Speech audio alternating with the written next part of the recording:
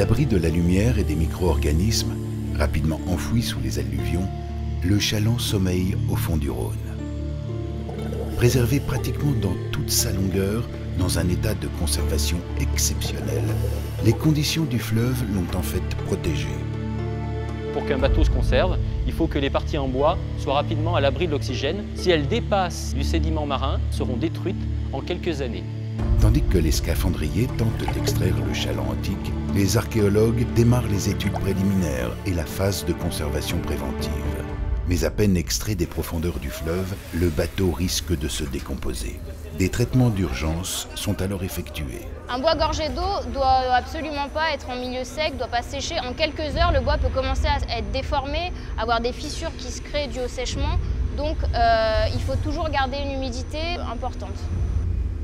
Après 2000 ans dans l'eau, le bois est devenu très fragile et qu'il faut donc faire toutes les manipulations avec le plus grand soin. Pour les archéologues qui commencent les phases d'études et d'analyse, c'est une course contre la montre. On sort un tronçon par semaine, ça veut dire qu'on a un rythme extrêmement intensif, à la fois sous l'eau et à la fois à terre, puisque derrière il faut suivre la documentation de ces bois. C'est une course contre la montre quotidienne, avec des tâches qui sont souvent nombreuses, avec des quantités de sédiments qui sont incroyables. C'est aussi un flux tendu avec les éléments qui doivent être conditionnés, démontés, enregistrés et ensuite doivent partir à arc nucléaire. Il ne faut pas que le hangar soit engorgé. Dans un flux tendu, les équipes alternent la fouille, les relevages et la documentation. Pour que tout fonctionne, rien n'est laissé au hasard.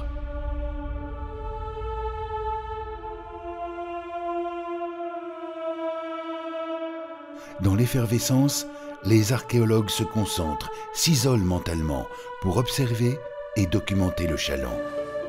La documentation se fait ensuite ici, tant à l'appareil 3D, au CITRAC, que de la documentation et de l'observation purement archéologique, puis encore dendrochronologique ou xynologique sur les études des essences de bois et des traces d'outils. Au cœur de l'organisation, de nouvelles technologies sont mises en place pour améliorer la connaissance et l'étude du bateau. Au niveau de la documentation, on avait pris le pari d'utiliser une machine nouvelle qu'on ne connaissait pas, qui a priori pouvait servir à effectuer ces relevés en 3D et de les faire rapidement et bien.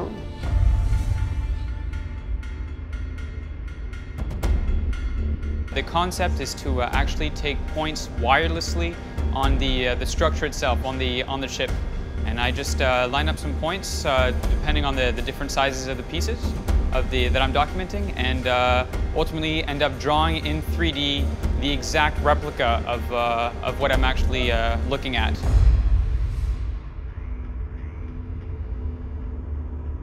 On travaille sur cette épave depuis des années. On peut dire qu'on la connaît presque par cœur.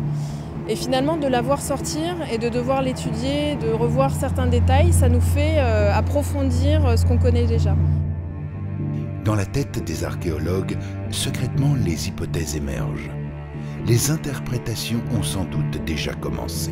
Parmi tous les chalands gallo-romains qui ont été découverts en Europe, on connaît cette forme pour l'avant, on connaît cette forme pour l'arrière, mais on n'a jamais trouvé encore la combinaison des deux ensemble, ce qui fait de notre bateau un bateau assez particulier et unique.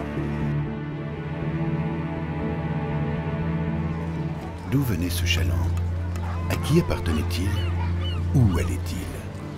Et que signifie cette inscription épigraphique CL Posto imprimée dans le bois du bateau?